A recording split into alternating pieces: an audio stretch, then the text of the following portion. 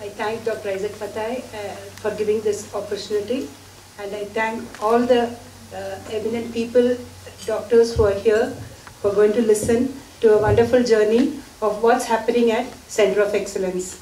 There have been speeches and talks and lectures on so many ways, but this, what we have done is we try to incorporate, and this actually is a brainchild of the entire team of Center of Excellence, thinking what we should convey the audience as in an understanding on Center of Excellence and understanding on respiratory diseases, and I feel as a milestone into taking homeopathy in a different level. Like all of us are great homeopaths and we all work in our own way. But here what we are trying to focus and explain in the next half an hour's journey is to make us take it a little, okay, pause, see what we can do and what are the expertise which can happen. And again, the end product of what we are going to present today is an excellent example of teamwork. So let me start with what has been happening here. The way the Center of Excellence is functioning is like this. We have decided the concept of the project when we submitted is visualized in a small manner like this. We are only maybe about 30% in achievement of all this what has happened. The Center of Excellence is focusing on treatment center, which is going very, very well. Around 300 patients per day we are treating, and out of the 300, at least about 50 to 60 respiratory diseases has been addressed.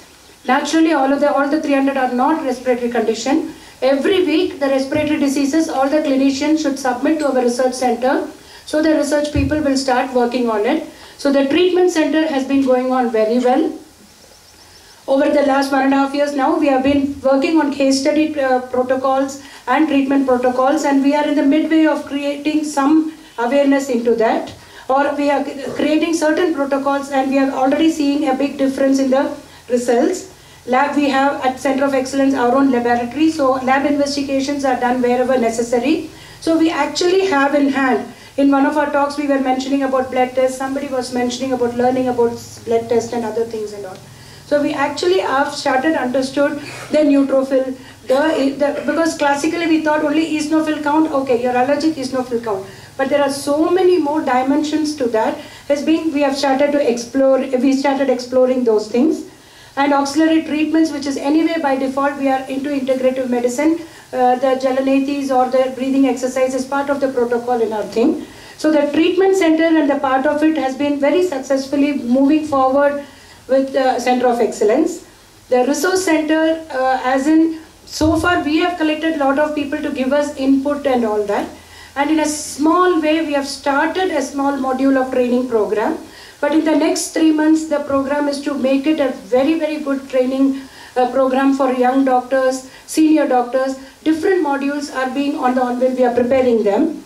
E-library, interestingly, this again, an IIT graduate is very keen on developing it for us, and that is where any homeopath all over India, any homeopath, under the mouse click will be able to access the e-library. They just put in their name and their login number, username, and they can, suddenly you feel in the middle of your 10 patients outside, you want to clarify that one particular symptom. This mouse click can show you with your access the one indication of the remedy. I know we have radar and we have certain other things which are very, very good, but this is even beyond that. A clinical support we are planning with the e-library, and Dr. Mathai had spoken to in London also. So there is an international library which would also get linked with this e-library. So Center of Excellence by itself will have an e-library which would be linked. So it's going to be an exposure on a worldwide way for any practitioners all over India. It's not going to be limited to just the team of Center of Excellence. So that's again in the process. Statistical data, a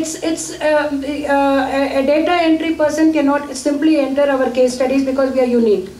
Our homeopathic doctors sometimes are feeling it's a punishment post or boredom to go through the case profiles. So out of a lot of segregation, we have now got a dedicated few doctors who are working on the statistical data. Only after that we are going to look into statisticians to address and analyze, and for this purpose we request even the other doctors' input which can also create, this is not the center of excellence of Saukya Foundation. This is going to be a center of excellence of homeopathy. So if other doctors' input also can come, it can be profiled at a different level, which is again in the process of our ongoing process. Research center, we have babies, small babies in this, infants, and in a small way, I'm going to show a couple of slides where we have done, but that work is also going on, and we have not yet started in the other areas of the drug development and research and respiratory diseases are going on. Our training program is we have a continuous medical education program on a regular basis, and on a monthly basis we call doctors to do us a workshop on respiratory diseases.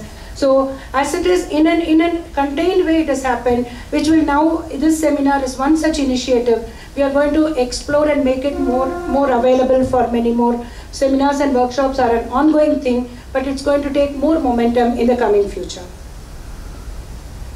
It's a 30-bedded hospital situated in the heart of the city. We have inpatient and outpatient facility. We have a totally free clinic. As part of the Center of Excellence initiative, we have a totally free clinic between 2 p.m. to 6 p.m. where the patients benefit. This center admits, evaluates and plans the treatment protocol and provide management. We provide management of respiratory diseases, and we are working on prevention and education of respiratory diseases. One such initiative was the booklet which got released yesterday. We are planning to get it across to as many common man so that the awareness is created about respiratory diseases. And we take the input from all the auxiliary clinics. The contention was a center of excellence. Our clinic was recognized to be upgraded as center of excellence. But the physical, practical problem was getting all the patients at this one center of excellence. So with this, the concept became auxiliary clinics where our data collections and reachability to many more and getting more respiratory diseases condition was possible. So such auxiliary clinics are now established, and we get all the input for respiratory diseases on them. It's also focusing on research. Till now we just focused on becoming or working on being a center of excellence.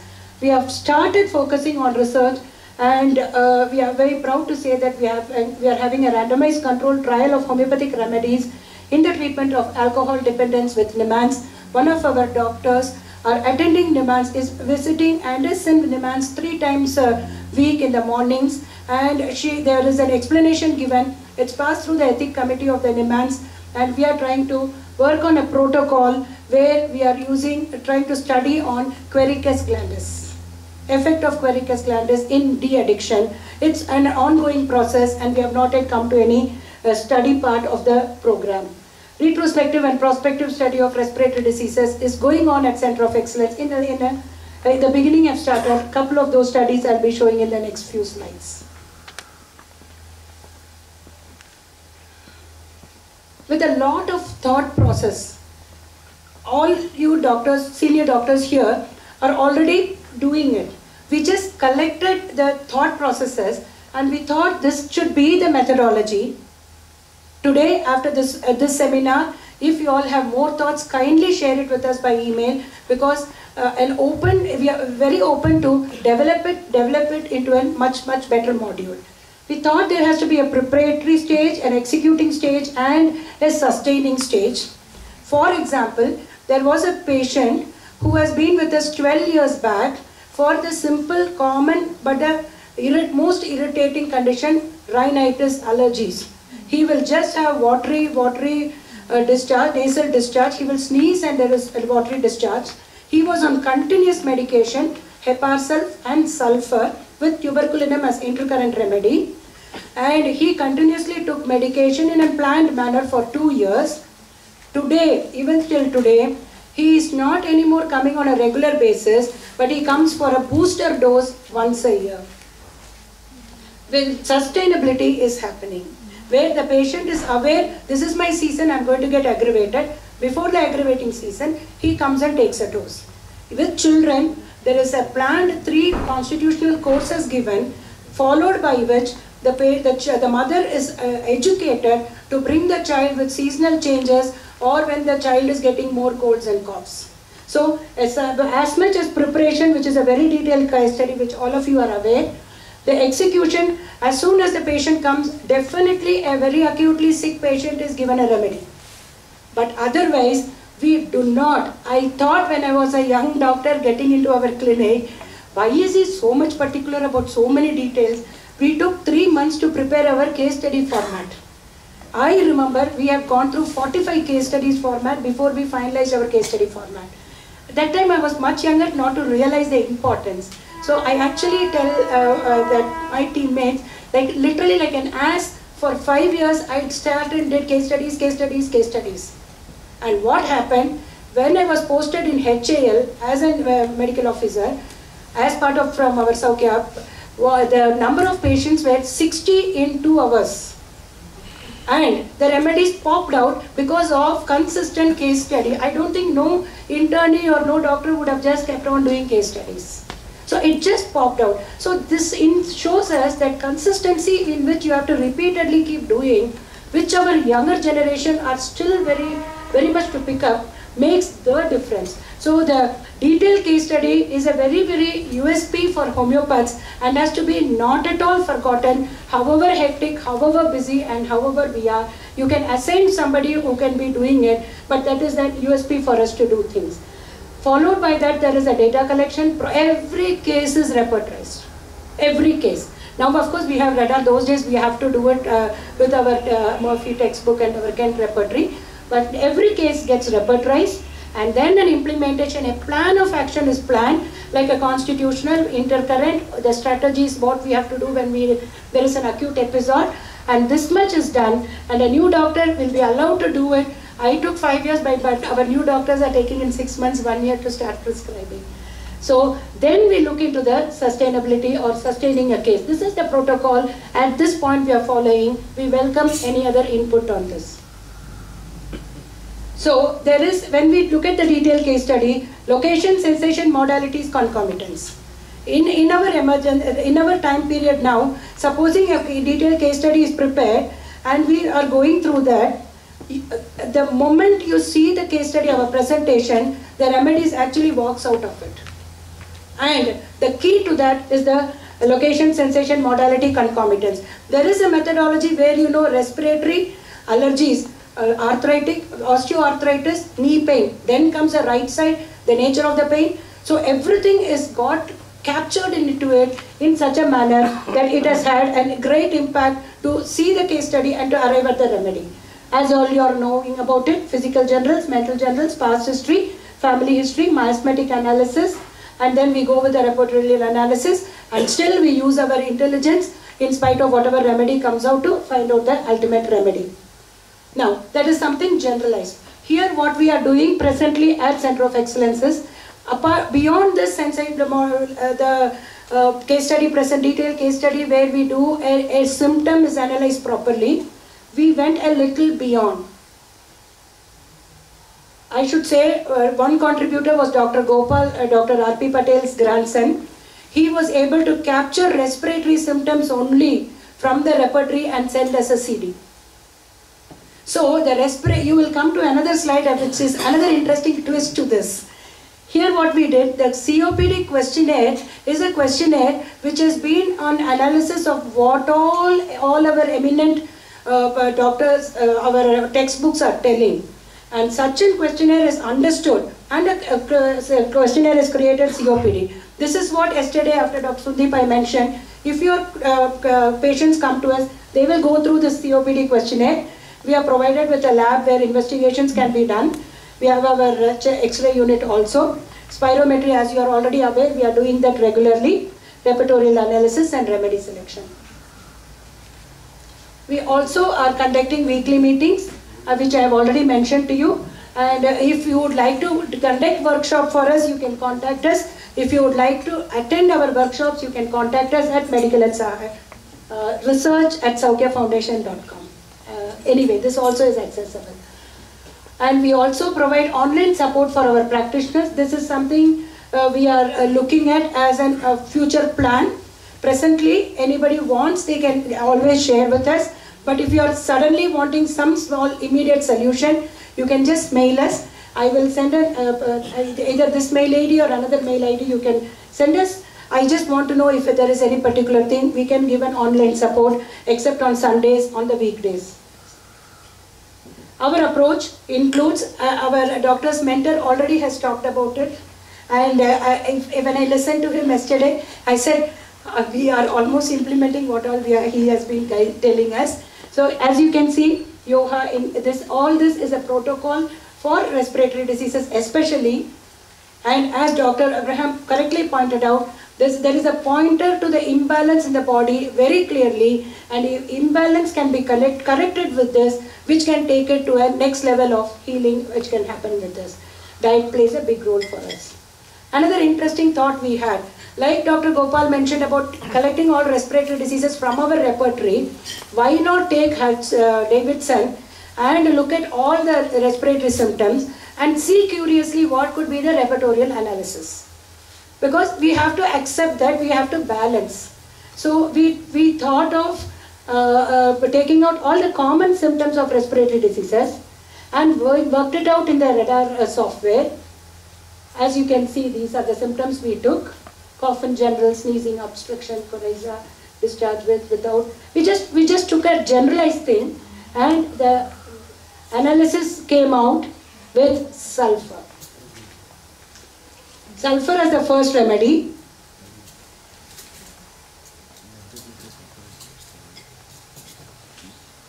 Phosphorus as the next remedy, and calicarb as the remedy. This is, and by default, programmed to check out whether what could be the reason for the whole thing. So when we looked at it, now we will be going into a couple of case studies and repertorial analysis what we have done with the spirometry test and all that.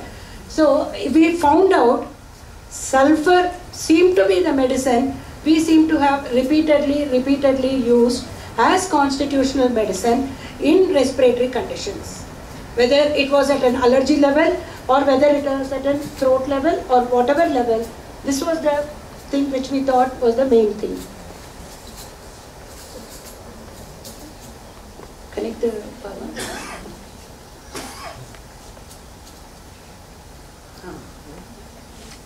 Go back to next slide. Next slide. So we just thought, go back to that analysis before that. This is where you have sulfur, phosphorus, calica, lachesis, sepia, arsal, nux vomica, silica. I want to share one incident at this time. 2 days back, there was a patient, an elderly man, a diabetic man, developed a cough and dyspnea, severe dyspnea. The cough was not very prominent. Even if he runs or walks, he is not having breathlessness. When he talks or when he lies down, he had severe dyspnea. And it's a doctor's family, they were very close. So we were trying to contact Dr. Sundeep to see if we could use him to check out that case, because it is not a COPD, it is not congestive cardiac failure. All other lung, there was no lung congestion, nothing else was there. 100-degree temperature, dyspnea on talking, dyspnea on lying down. Dr. Sundeep said, I will see Dr. Sudha, not a problem, but why don't you do an ENT consultation? Let her get a laryngoscope. And now, I believe there is no need of anesthesia with laryngoscope. You get a proboscope which will show it even before. Sure enough, that gentleman had the uvula elongated long. The doctor pathologist who saw it personally explained, I have never seen that. It is actually going down and dangling and touching. That is why on lying down and on talking, he was having the problem. By the time I talked to Dr. Sundeep Salvi, with our repertorial analysis, just taking these symptoms, lachesis 0/3 was prescribed to the patient. By the time these things happened, I have not put it in this because this has just happened. By the time the patient is 75–80% improved. And if you look at lachesis, throat, because he just said choky, he was really scared and worried. And this was he was just holding hands and saying, please help, please help. It already started working. So the way the interpretation can happen, yeah, so when lachesis came, I suddenly remembered the case. So these are the remedies which seems to be coming out. And if we say, I personally in our organization, we haven't experienced much of sepia, but all the other remedies are key remedies in respiratory diseases.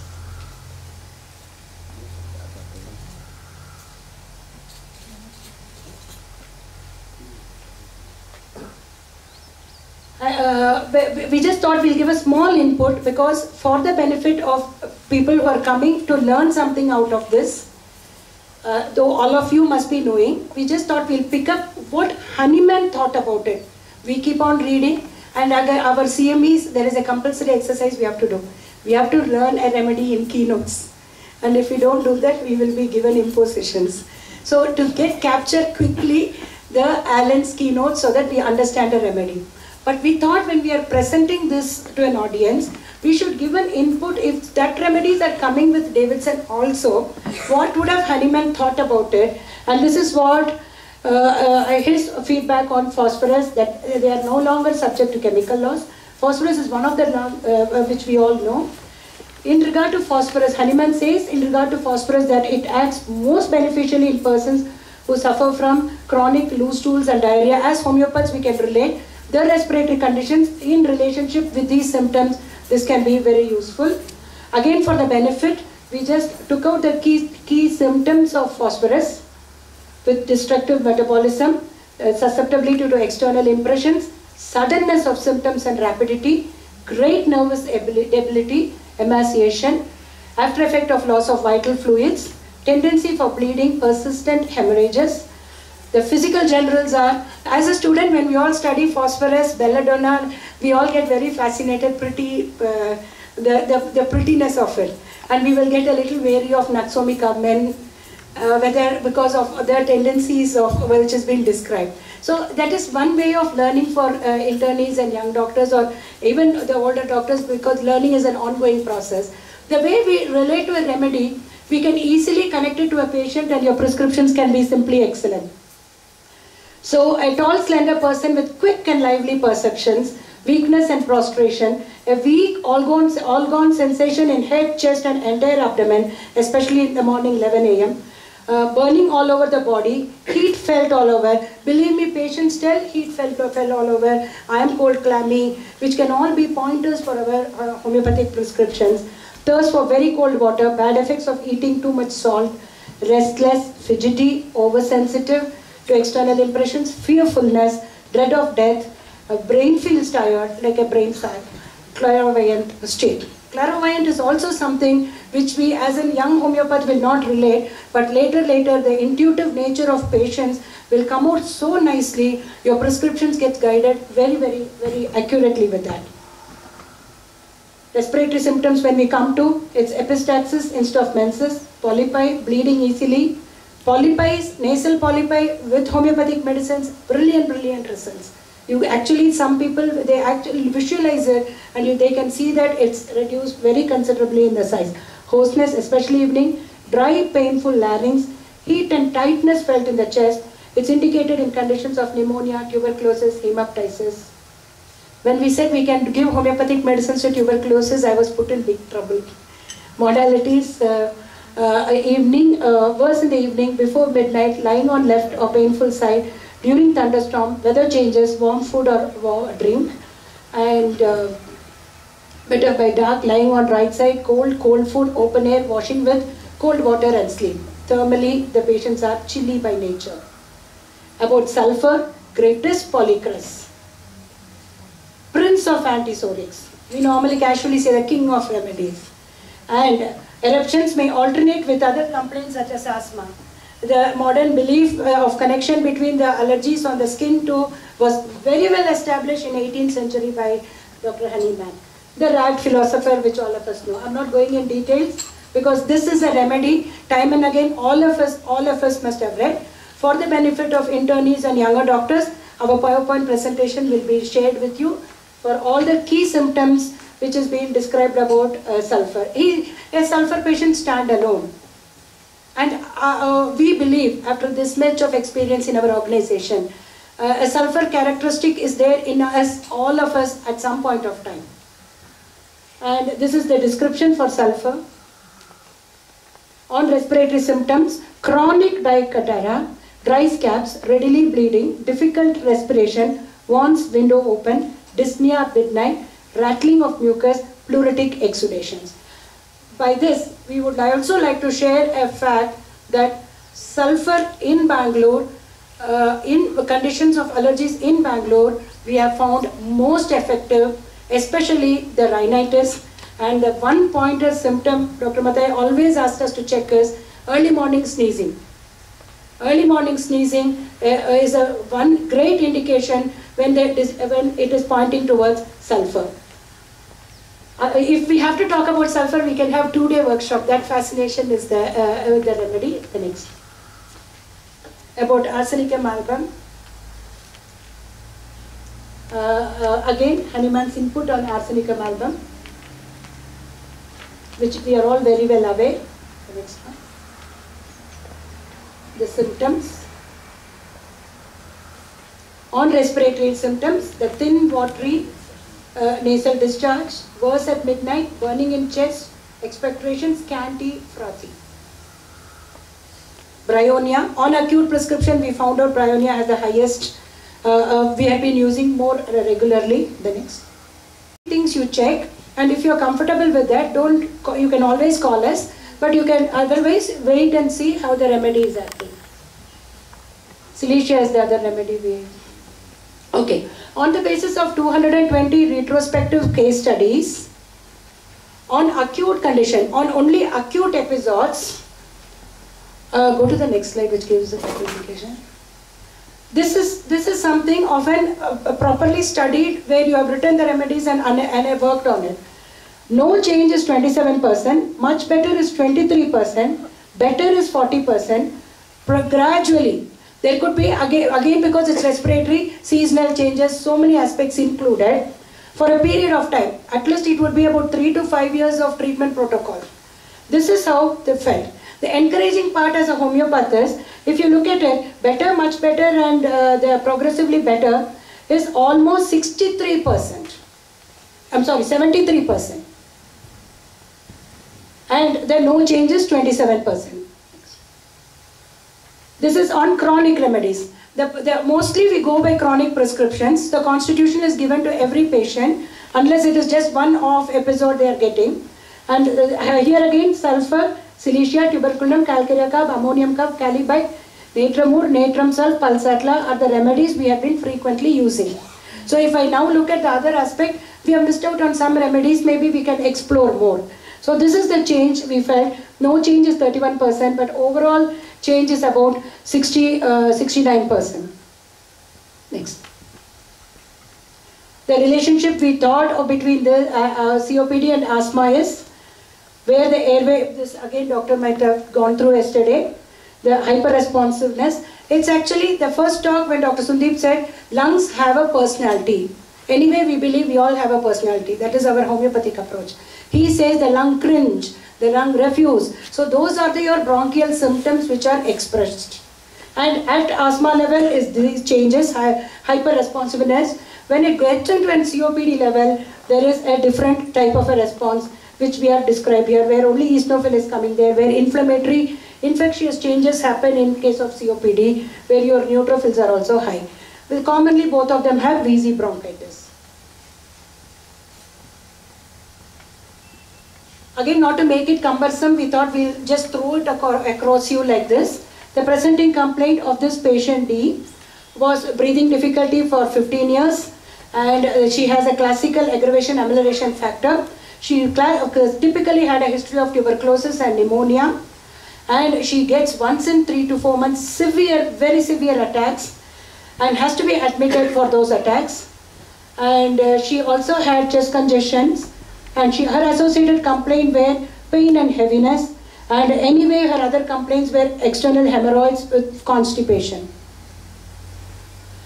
These are her physical generals: good appetite, prefers sour food, difficult stools, and dreams of jungle and frightening dreams, unrefreshing sleep. Please make a note of unrefreshing sleep there.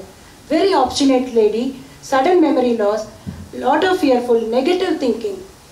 She, first of all, the first thing we explained to her that she should be doing some naturopathic yoga and breathing, which she was not ready to do.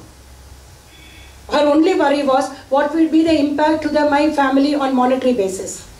She was such a typical housewife. I don't want to burden my family. That was how she was looking. Pre-planning, restless, fastidious was her mental generals. Next. Pastors, please, being given. Hypertension and asthma was there in the family history. She had quoted Elotan. Next. Go back there. She was diagnosed bronchiectasis by Dr. Sundeep Salvi. We sent her because when she came to us, she was being told by the doctors, different doctors, that she might be heading for pulmonary fibrosis, and she is in an irreversible state. And being a young lady, she was wondering about her state of life. So as we were not confident in handling such a complicated thing, we have referred her, the patient, we took an appointment much in advance, and he has put her on medication also. And our repertory analysis happened. Go next. Pulsatla came very high, and she would not narrate the symptoms without crying. In fact, I actually wanted them to put Dr. Sundeep Salvi's mail to us. Please, Dr. Sudha, give emotional support, he has written in the mail. She will not relate to symptoms without crying, without tears. This was her FEV1, 53%, and when we examined her.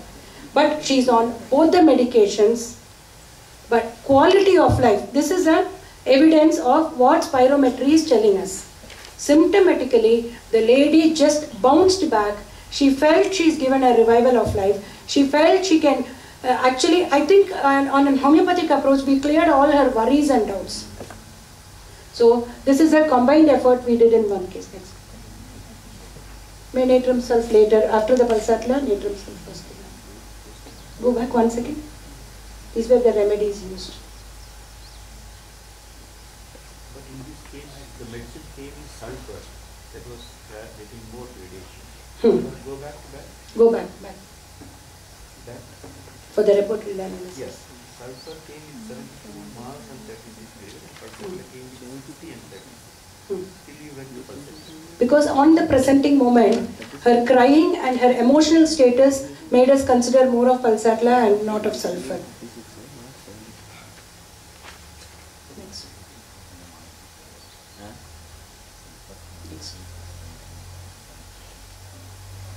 Further, one more test was done. From 53%, she has come to 65%. Next.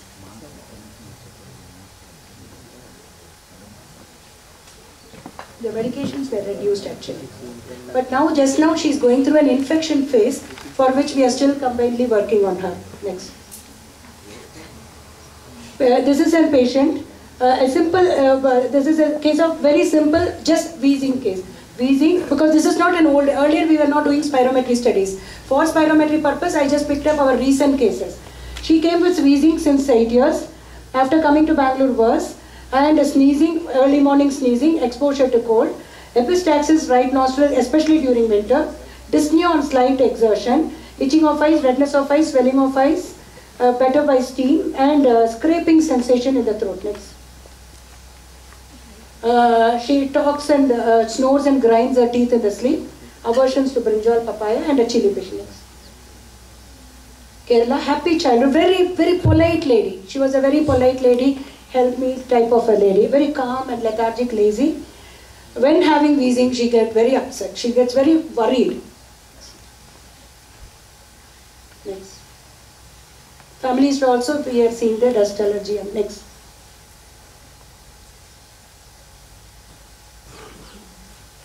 Next. In her case, a small difference, a quick reference we did to see the difference in the FEV1 for the first and the second time. Next.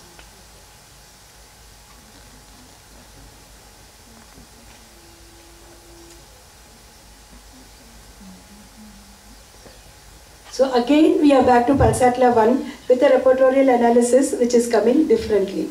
We thought we will present what actually happened, and the patient is improved. Next. Further, she's down from. This case is a case of allergic rhinitis with sneezing, runny nose, especially Bangalore, dust, pollen, and after effects of suppressed sweat was something we found out while in the case study. The cough was very spasmodic with white expectoration, irritation in the throat, dyspnea. Throat is very sensitive, throbbing at temples and vertigo on getting up suddenly. Smoker, intelligent, highly emotional, short temper but recurs fast. Nothing unusual, fears of rejection and choosy about people. Family history has nothing on there.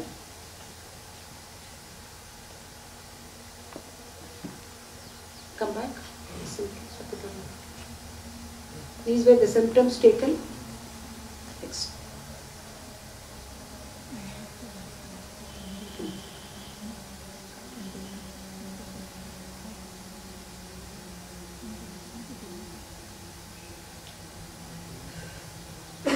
This is the case not with spirometry. This was the case I mentioned in the beginning of my talk, who had come to us from the beginning. And these are the medicines we have used on him. Heparin was also used, if my memory is right. He regularly comes for a booster dose. Come. This is a case where chronic urticaria was the presenting symptom. This patient went through an integrative treatment. He stayed at our center. He went through a very, very good yoga sessions, and he was so committed to the naturopathic treatment, and he was doing cleansing diet every time, and he started loving the cleansing diet so much. While in our center, he did a cleansing diet, and later when he went back home also, once in a month, he is doing cleansing diet. We never thought of him on anything related to respiratory because those symptoms were not presenting. He came for the urticaria. That is why a holistic perspective was taught with naturopathy more focused, and we also used some Ayurvedic treatments in that. And then we did a spirometry test on him where we found there was a difference. So the focus got shifted. And that is where so this is a patient who benefited in the naturopathic way as well as the homeopathic remedies. Go next. Very intellectual, high person. His one important symptom was his mother was 90. The urticaria or the cause of urticaria was mother was 90. He nursed her for 2 years very intensely, giving up his job, and his child when he met with us also has not recovered from that death of the mother. He literally cried. Emotional when he spoke about her. Next. Next.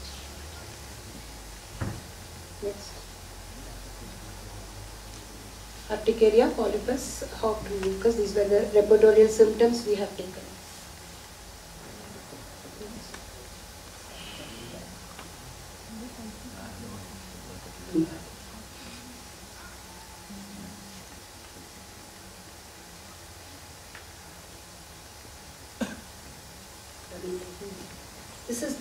This is just an accidentally we took.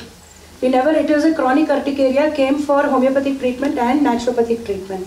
Then we found out this. He had one constant symptom, hawking of mucus. Always he was bringing out mucus from the throat. That was the only symptom. When we decided to do a spirometry.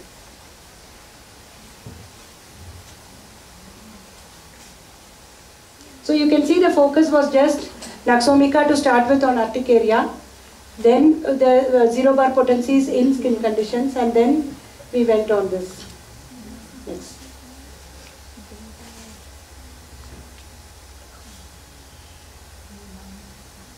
Next.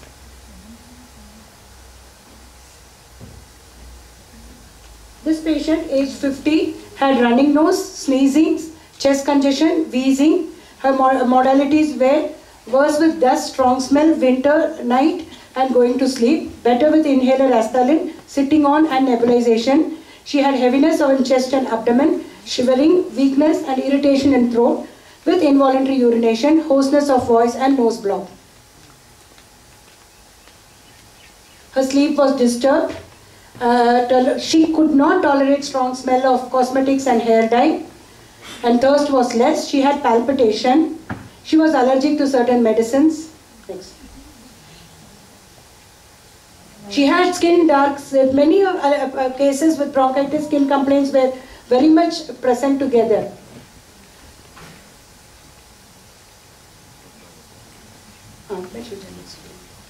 Emotional, sensitive, more agitation because of the worry about her health.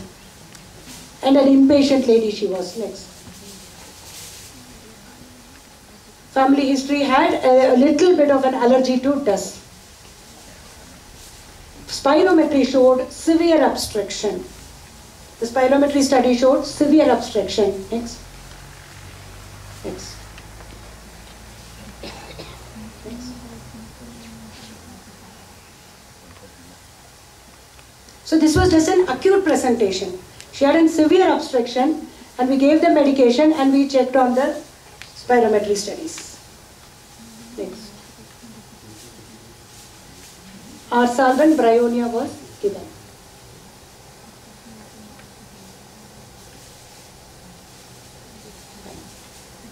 So these are the few cases we thought we would share. After the cases, you go to this OPD section. A very few note on what about us. We are of 50 years of homeopathic practice. As I told yesterday, it's from Dr. Annama Mathai down to our doctor who has joined us recently. Our patient network is over 20,000 patients over 55 countries. And as you're aware, Saukya, I don't have to say, you're all here, so you know. Saukya Foundation, originally called Donal Foundation, with the objective of reaching to the common man. It's homeopathy and any other alternative medicine. Next. I thank you for your patience.